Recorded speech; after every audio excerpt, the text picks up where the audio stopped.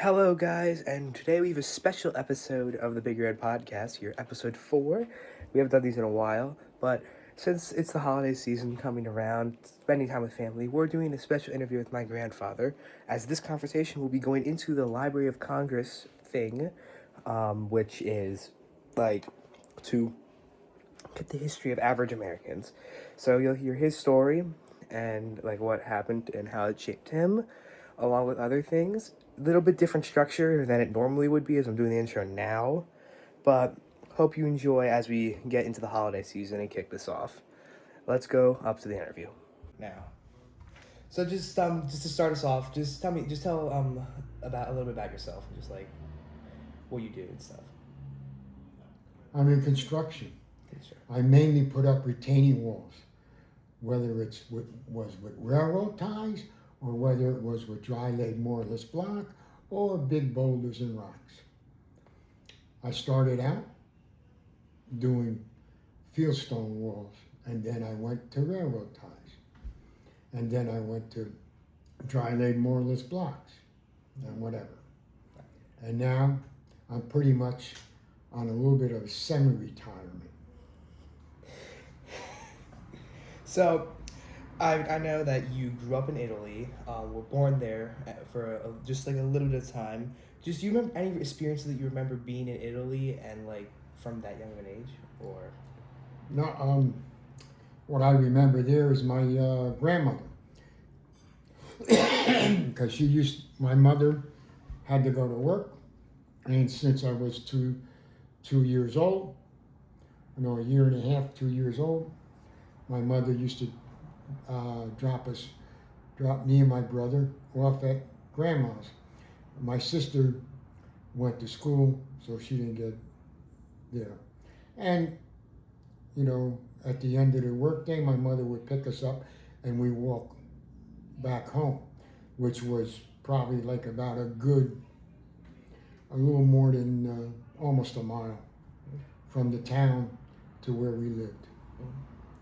And so after that, you immigrated to Canada initially. Yeah. At what age was that again? It was. Canada, Yeah. It was 1953. I was 4 years old. So what was your experience like going on that trip, voyaging over to? I was in the boat. I forgot the name of the boat, but the goddamn boat sunk on the way back. It sunk on the way back. It sunk. Well, from what I understand, it sunk on the way back. On the way back or on the way coming, the second time that it came here to Canada. All right, so something happened. It sunk. I don't know. That's what my sister and my mother said. That it sunk. That's. My mother was going. God gave us the right to come. So in Canada, like initially when you got there, what were like some just like experiences like for when you first got there, going through? Oh no, when we got there, I was the thing that was there. We were in an apartment, first floor apartment, and what I remember about that was that the trolley train used to come there, and we were like on the corner, and the trolley train used to make a turn right around us, and you could hear the trolley train, and you hear the trolley train like every. Then I wouldn't know, but I would say about every half hour the trolley train would come by. Then we moved from there. We moved over to another down the street more, and the biggest thing in Canada was Jack's, and Jack's was like a 5 and 10 cent store, and used to go there and get all the stuff. The other thing I remember about that, all the streets and all the houses that we lived on had alleyways in the back, so you didn't park in the front of the. You didn't park your car in front of the.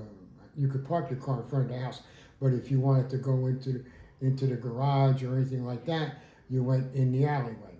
and that's where they delivered everything. They delivered everything through the alleyway: the milk, the uh, the beer, the soda, all that. That all used to be delivered. And what we used to, me and my brother used to do is, we used to go down the alleyway, and when I used to put the garbage out there too. We used to go down the alleyway when it was garbage day, and we'd go through the garbage to pick up the little Mick. They used to call them mix, the little bottles, like 4 ounce beer bottles, and the people, and those were half a penny. They gave you half a penny when you brought them in, and we used to put them all in a little homemade cart, and we used to truck them. I used to truck them all the way, like about, I would say about 5, 6 city blocks, and trade them in, and they used to give you half a penny each, and that's how I used to go get the candies, and we used to go get the candies at Jack's. So, coming from Italy and like in your time in Canada, well, did you like when you were that young? Did you realize any major differences or see anything like between the two? Oh, from Italy to Canada? Oh, yeah, big difference. You're talking in Italy. We lived out. We lived away from the village, or away from the town actually, and the town was mainly, uh, you know, 4 or 5 different families. That's all it was, really. Potenza. There's a city in Italy that's Potenza, and then there's a little town that's Potenza. And what I remember about that is, like I said, my mother used to drop us off at my grandmother, and she was a little old lady. She was, she had the cane and everything like that. But what was I going to say? And then the other thing was, in Italy was my uncle Di Pasquale, and Di Pasquale was like a Mountie police, or a carabiniere, like the head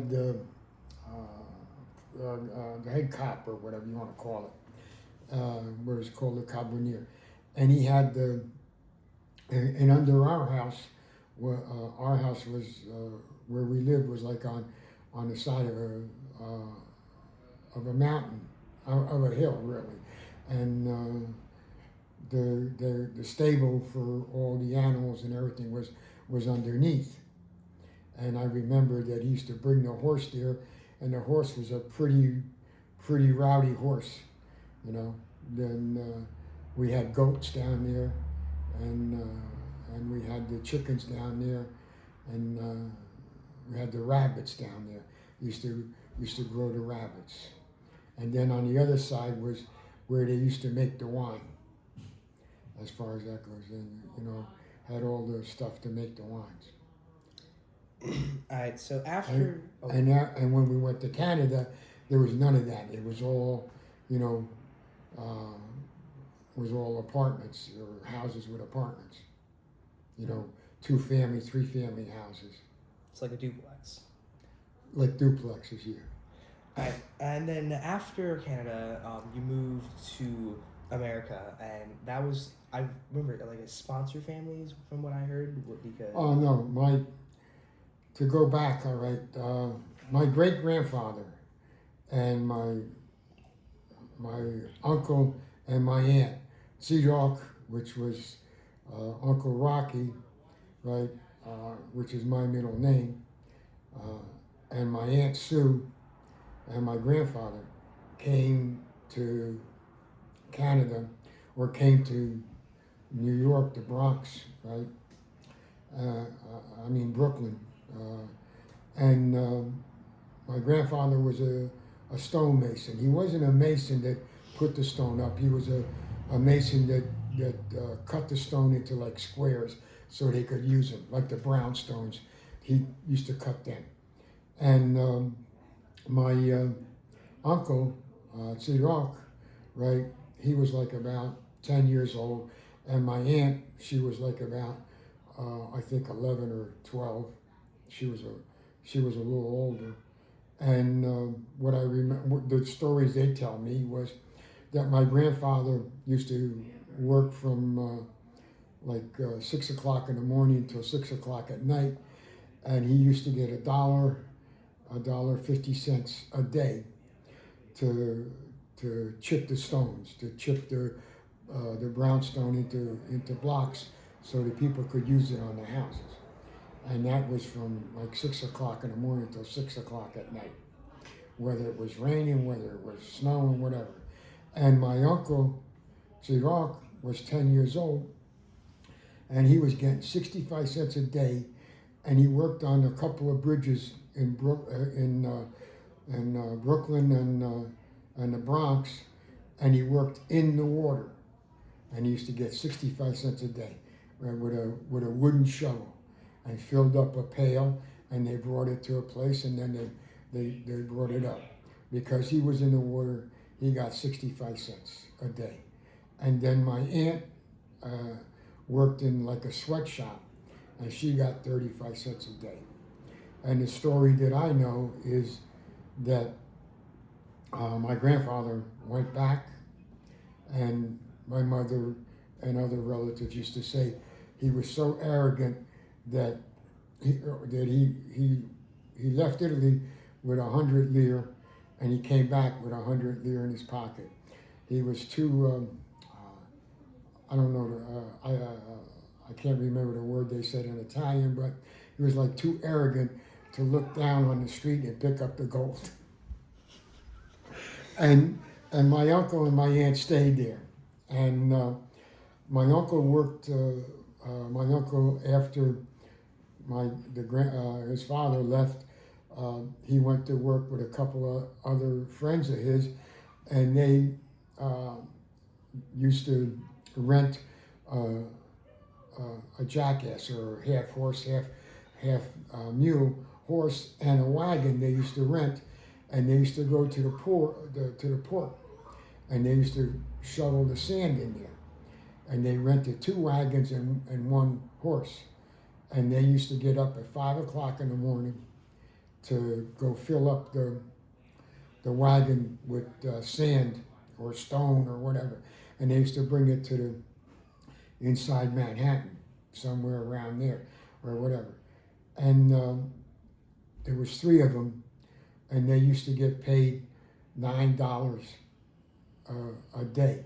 But that $9 a day, all right, was for the rental of the 2 wagons, for the rental of the horse, or jackass, or what do you want to call them, and the feed, to feed the horse and stable the horse overnight, as far as that goes. And they used to make roughly about $1.50 to $2 each a day, depending on how many trips they could have made from how many trips they could have made from the port, which was where the sand was. They used to bring the sand in a boat, and they used to have to unload the sand out of the boat into the wagon, and then the wagon bring it there. If you look on some of the old pictures, of New York City, if you look at where the Iron Building is, that one building that looks like a triangle by Times Square or wherever the frig it is, right? If you look at real close, there's a wagon there, and there's a man standing. That was my uncle.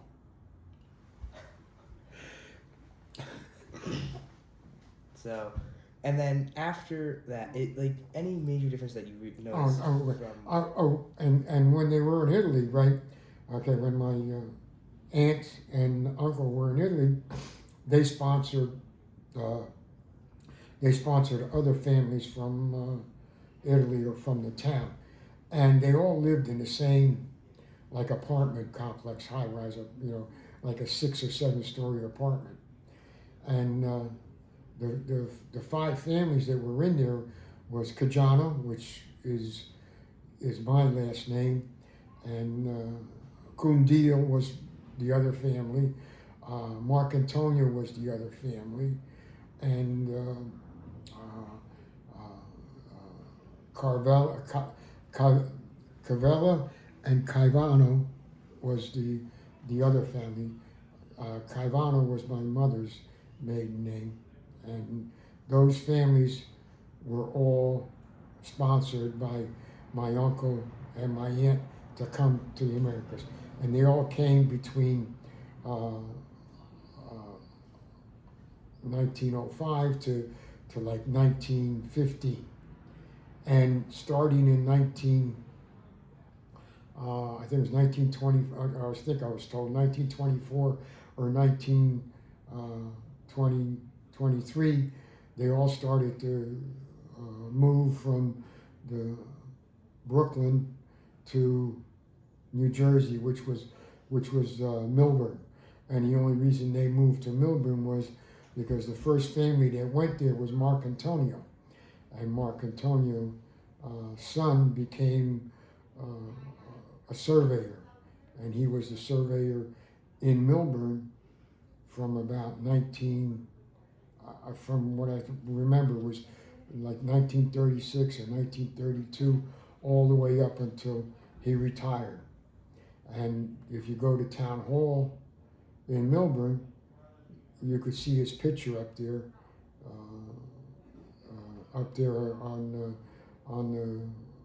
in the Town Hall there, and it says Bucci Mark Antonio, and that was about it. And they all started to move towards Milburn and Springfield. My aunt moved here roughly in 1930, with her husband, with her husband, and my uncle Tzirok, he stayed in Brooklyn, and he worked for the same. When they used to deliver the sand, they were working for this concrete company that made concrete, and that's where they used to deliver the sand to. And my uncle was the first one in 1906 or 1907 that drove a cement truck. All right, when they first came out with the cement truck, the truck was called a Riola, whatever the frig it was called, and they used to load it up with sand and stone and cement, and they used to bring it to the job, and they used to get out and crank the tumbler by hand. Used to take 3 of them to go and deliver the cement then, and then after a while it became all like all automatic, with the chains and all that. And my uncle worked for the same company for almost 50 years. They retired him with a gold watch. He was retired for 2 years, and he went back to work until about till about the late 66, 67, 68. He stopped working because he couldn't do it no more. He was kind of a little almost. He was like 80. I think he was 88 or 89 when he passed away, as far as that goes. And my uncle Tzirok had 2 boys. One was the captain in Brooklyn of a precinct, and the other one was a detective in Manhattan.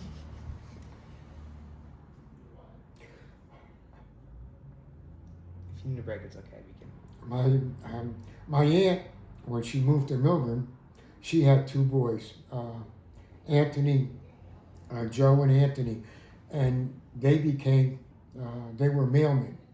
And my Joe became the postmaster in Milburn, and Anthony, which was the younger son, became the postmaster in Short Hills.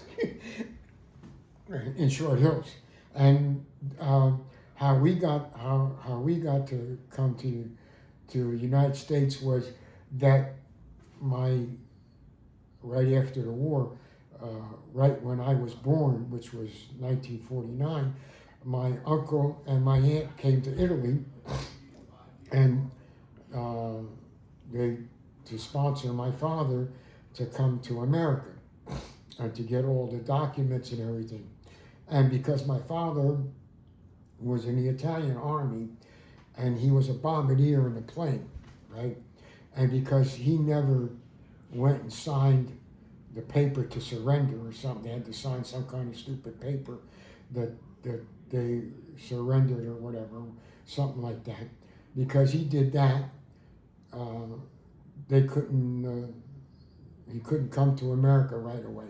So it was like a 10-year waiting list or some garbage.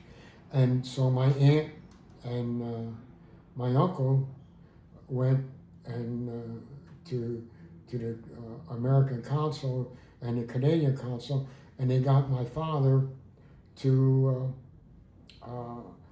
go to Canada, into British Columbia. And my father, after 2 years, would be an automatic citizen of Canada. He had to either work in the farms, work in the coal mines, or work in the silver and gold mines. And that's what my father came, and he was working. He was in British Columbia, and he worked in the gold and silver mines. And what he did there was drive a little train in and out of the mine with the ore or whatever. And then after the 2 years, he moved to Toronto, and after that, he started sponsoring us to come. So my father left in left Italy in like the 1950, and then 1952, he became a Canadian citizen, and we came from Italy to Canada in 1953, and that's about it there. That's about it with that one. And then coming from Canada to America, like what was the experience with that? Coming from Canada to America, I was in second. I was in second grade, and it was totally. I was actually in third grade, but they had to put me back in second grade because in Canada I went to a Catholic school, and they were a lot further behind, and plus we moved from Toronto to Millburn, and Millburn was a little more higher school, as far as that goes, or a higher school for the kids to be at, as far as that goes. So instead of being in third grade, I was put back into second grade. And as far as the transition was pretty much the same. We were renting apartments in Canada, and when we first got to Millburn, we had an apartment that was on the first floor, and it was a cold water flat. And when I say a cold water flat, there was no hot water, there was no heat in the apartment. And what was in the was 3 rooms in the apartment. The middle room, as you walked in, was where like the little kitchen was, and the potbelly stove where my mother used to cook on. Right, there was 2 potbelly stoves there where my mother used to cook on, and there was a potbelly stove in the other 2 rooms, which were bedrooms. And we lived there for roughly about, I think it was like about 3-4 years. And then my father bought a house in Millburn, and we moved to the house in Millburn. And I remember over there they used to deliver the coal, and they used to put it in the basement. And where we lived, which was right off of Millburn Avenue, right across the street from the park, Taylor Park was right across the street. And I remember going there in the wintertime to ice skate in the pond, and then there was, up the street was the bicycle shop where we got the bikes and everything like that. And the transition was pretty much the same. We were in an apartment until my father bought the house, as far as that goes. And the house was on Millburn Ave, and was right next to the high school. was next to the brand new built high school that they built, the fields and everything. And that was it pretty much. And then I graduated Millburn High School in 1969. And then they, one of the things that they used to do in Millburn, they don't do it no more, they used to have class rankings. Now, I wasn't too good at school, I was more of a goof off as far as that goes. But I had one English teacher, all right, and this bitch, in plain English, our yearbook is dedicated to her, and the only English that she taught were words that were like, I would say like 2 inches long, and she used to give you an average of 10 words a week, right? And you used to have to, every day when you came in on Monday, there was 2 words.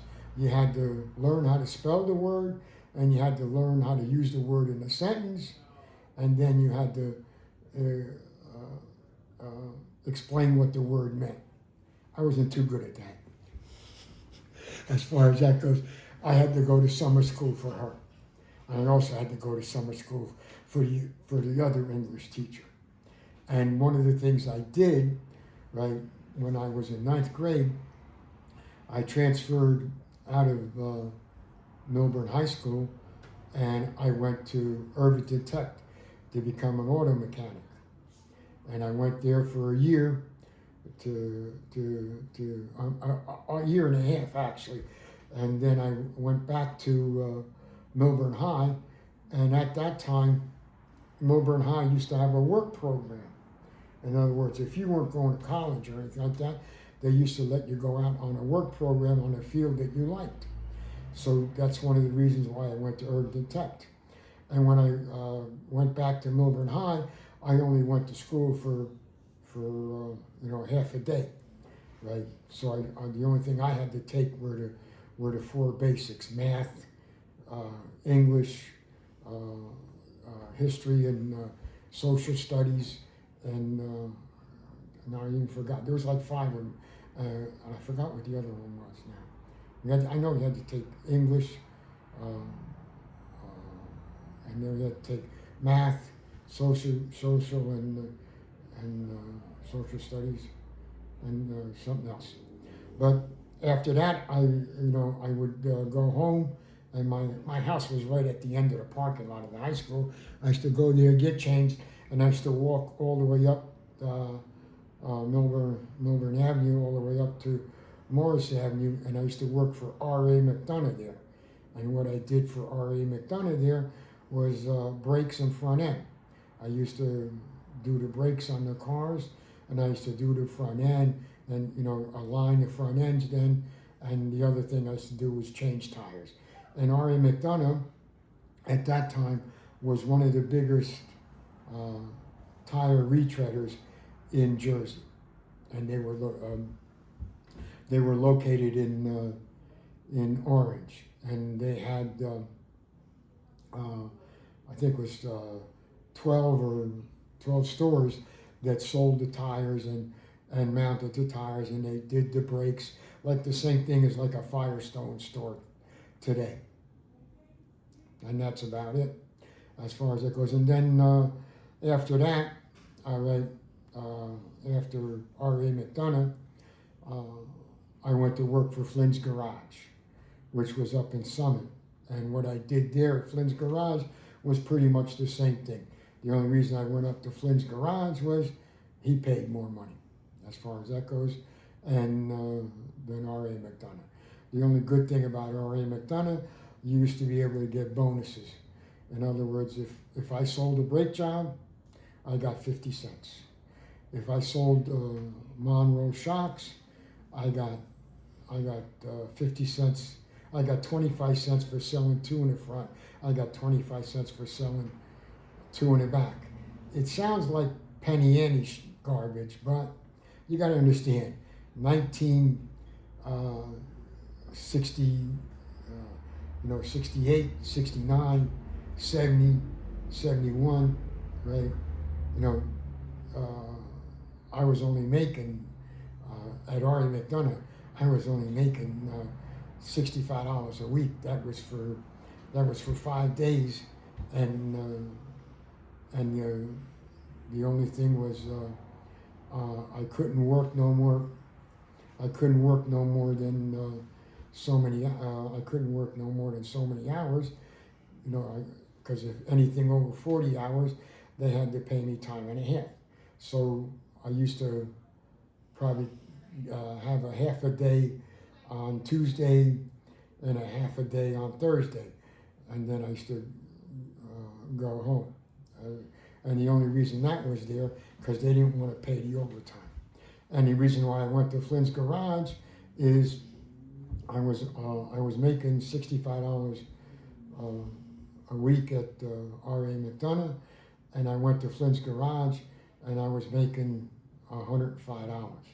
The only difference was there was no bonus money or like I didn't get paid if I sold shocks. I didn't get paid if I sold a brake job. I didn't get paid for anything. At R.A. McDonough, I could probably make say about another $125 a month in bonus, which was a lot of money. You know, if I sold somebody new tires, you know, if I sold a set of tires, it was it sounds like garbage, but it was 25 cents, 50 cents, you know. And then the best thing about R.A. McDonough, everybody used to come in to change the regular tires into snow tires, and that's when the tips used to come in good, like from the people you change the tires to, and you got at least a 50 cents, $1 from the people that changed the tires, and usually that was mainly on a Saturday and Sunday, and because in the fall for the snow tires they were open on Sundays too, and that was pretty good money then, because you got a lot of people tipped 50 cents to $1. $1 was like probably like about $20 today, as far as that goes. And after Flynn's Garage, I was going out with my girlfriend, and the bad thing is, I said I do. No, we got engaged and we got married, and I went to work with my father-in-law, who was in construction, and basically what I was looking for was to rent a garage. We were gonna. What I did with a couple of other mechanics from Flynn's Garage, when I quit Flynn's Garage, we went out to Watchung, and we were renting a gas station. At that time, all you had to have was enough money to fill the 2 tanks in the ground. There was 3 tanks in the ground, so you had to have the money to fill the tanks in the ground, and the gas then was only 21 cents to 27 cents, and you had to have the money to buy the biggest thing was the windshield wipers and the oil and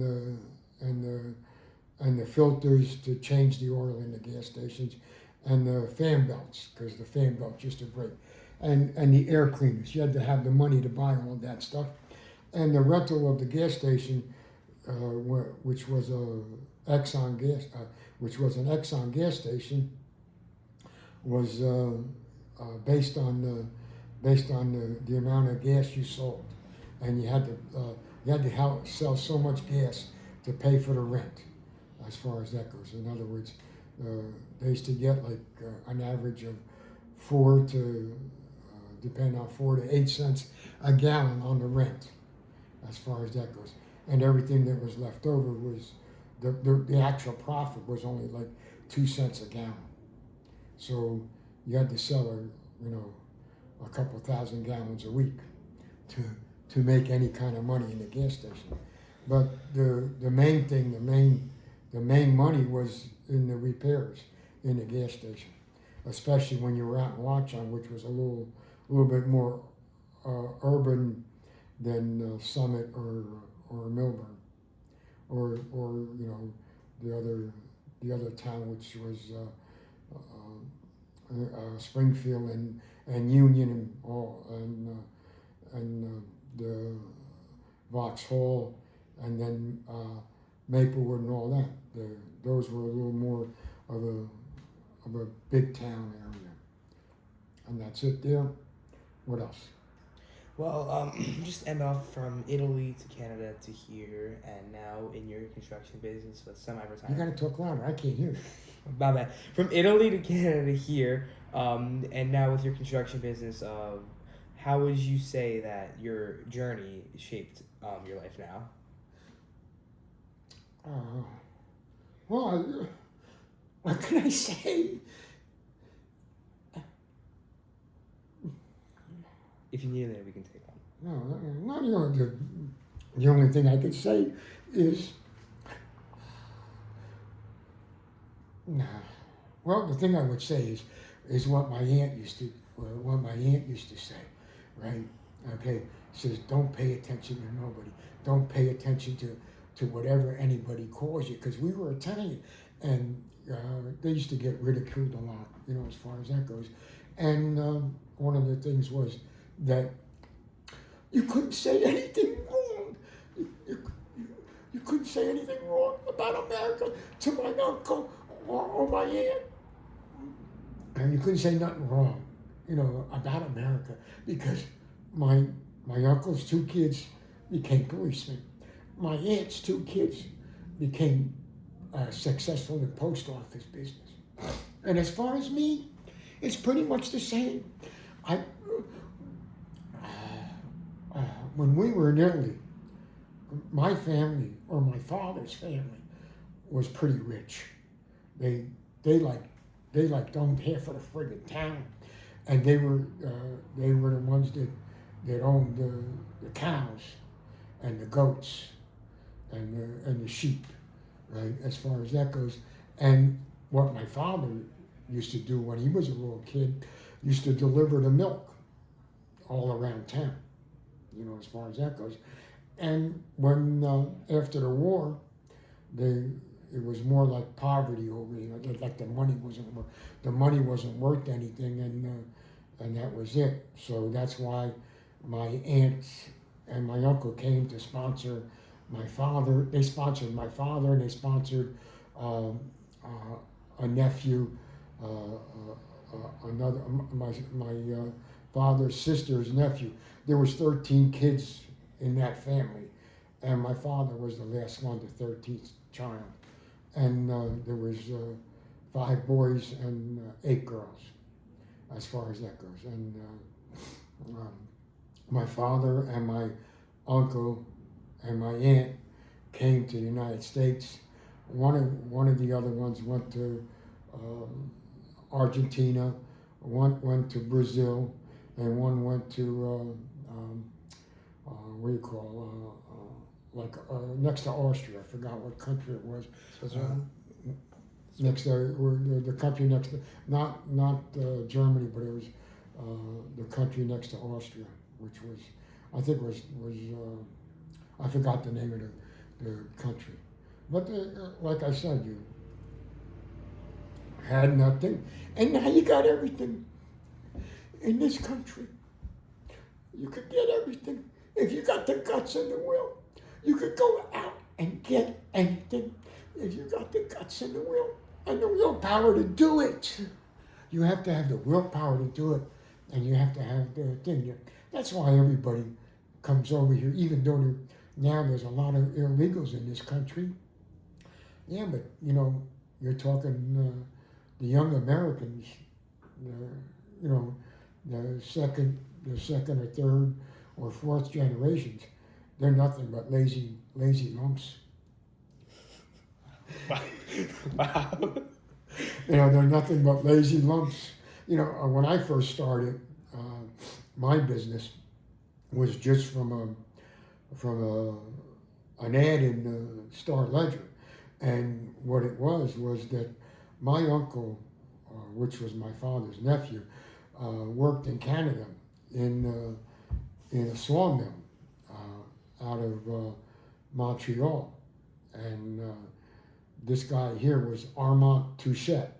He was the owner of the sawmill, and Armand Touchette used to have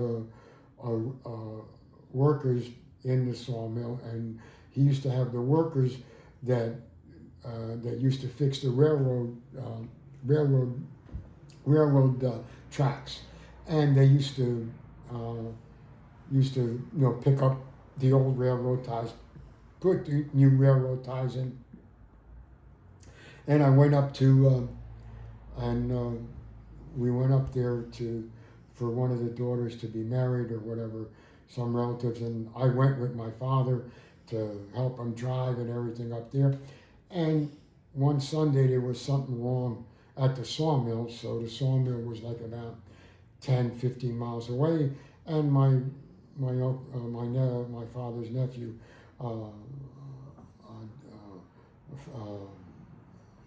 said, "You want to take a ride to the sawmill?" And I said, "Yeah, I'll come along."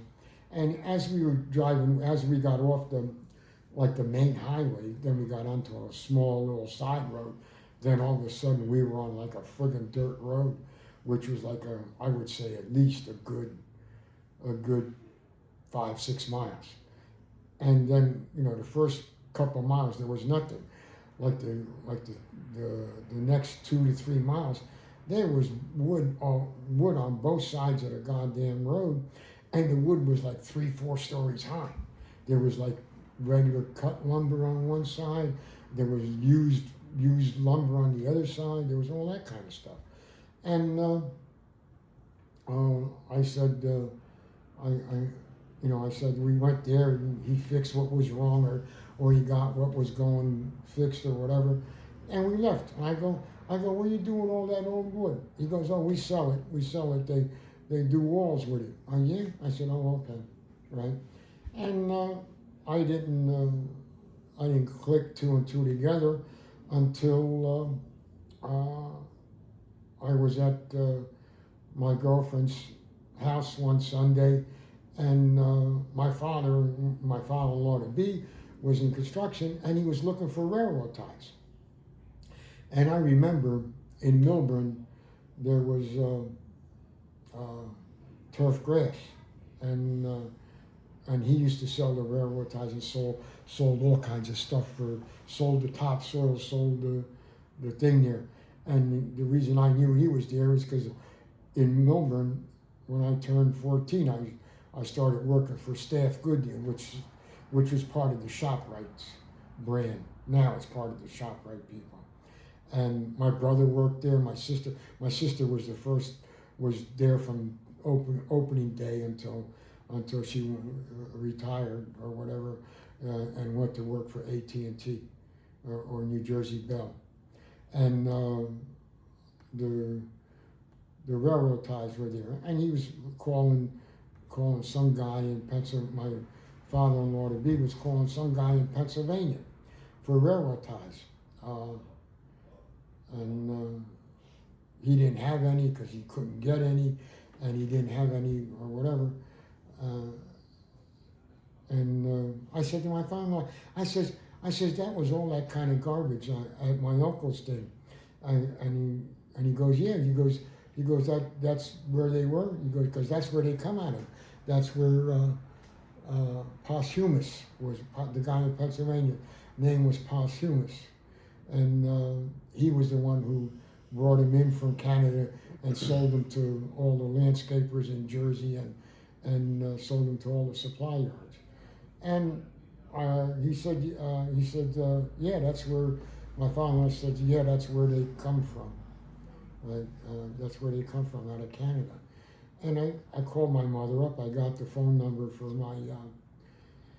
my cousin, and I asked him. I says, hey, what do you do with all those old woods? You sell them? He goes, oh yeah, we sell them all over Canada, all over the United States. We sell them all over the place, and we sell the new railroad ties. We do all that. And I said, well, how much you get for the used ties? He goes, well, we deliver them over to Pennsylvania for $2.15.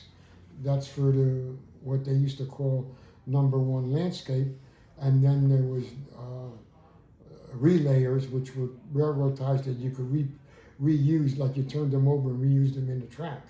And then there was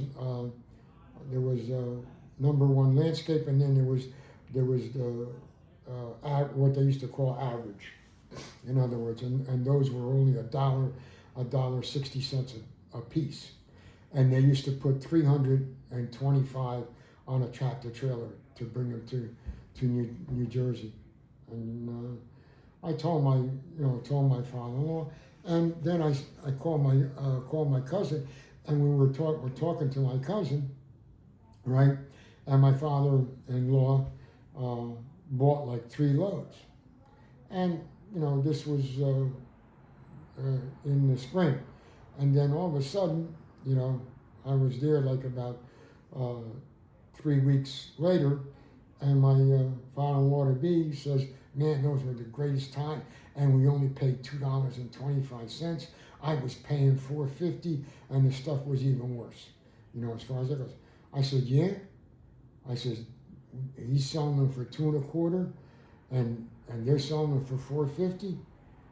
And then you got to understand that was 1971. That's a little bit. $2.25 is a little bit of money. And my father-in-law says, oh, we could sell them left and right for $4. He goes, turf grass in Melbourne, he's getting $4.50 to $7.50 for them, depending on which ones they are or how good they are. I said, yeah. I said, I could sell them? And he said, yeah. Okay. All right. So make a long story short there, I got into the Newark News, which was the premier Sunday paper. And I put an ad in there. Use railroad ties, 6x8 or 7x9, $4.50 a railroad tie plus delivery, right? So, it went so like that, and it used to cost, for Friday, Saturday, and Sunday, used to be $3.25 for the ad for all 3 days, as far as that goes. And, a couple of weeks went by. I didn't get one goddamn shitting call. And to be honest with you, I was ready to say, frig it, I ain't spending no more money. But like on the third week, on a Sunday, right, I wasn't home. I come home at around 6 o'clock, and my mother had 4 people that wanted railroad ties, as far as that goes. And I called them all up, and they gave me their address, they gave me everything. I called my cousin up in Canada, and I said, I got a whole load of ties sold. What can I do? I got no place to put them. He goes, no, deliver them right off the truck. He tells me, deliver them right off the truck. He goes, I'll put them on Armand Touchette's son-in-law. He bought a brand new truck. He needs the money. I'll tell him to bring his nephew with him, and you pay him. You pay him so much a mile. He gets. I think it was like 35 cents a mile or something like that. He goes, you go meet him up at on 17 as soon as he gets off the thruway, and you meet him at the truck stop there. He goes, go there and make a route, and then put him back on 17 to go home, right? I said, okay, no problem. So with my fiance, I got in the car on a Friday night, and I went around and made a route on where to put these people, where to drop off these ties. And I met the guy there on Saturday morning.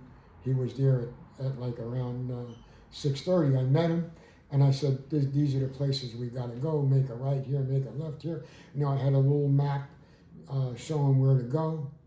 And we went there, him and his nephew threw everything off the truck, as far as that goes.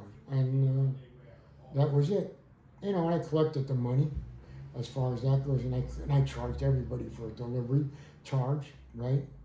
And then I brought the trucker back up to 17. And when I brought him up to 17, I go to him, hey, how much do I owe you? And he started figuring with a pencil and everything. I go, here goes, this friggin' guy's gonna want a ton of money, right? Turn around, he goes, I gotta get $65 and I gotta get at least $10 for my nephew, which was $75. I says, what? And he goes, no, $75. He goes, you got too much? Because Nick told me to take care of you. And I said, no. I said, here's 100. I'll see you next Sunday. And that was it. And I was selling the railroad ties every Saturday, and either on a Saturday or on a Sunday when he came down. And I used to sell a load of ties. From then on, I was selling a load of ties a week. And then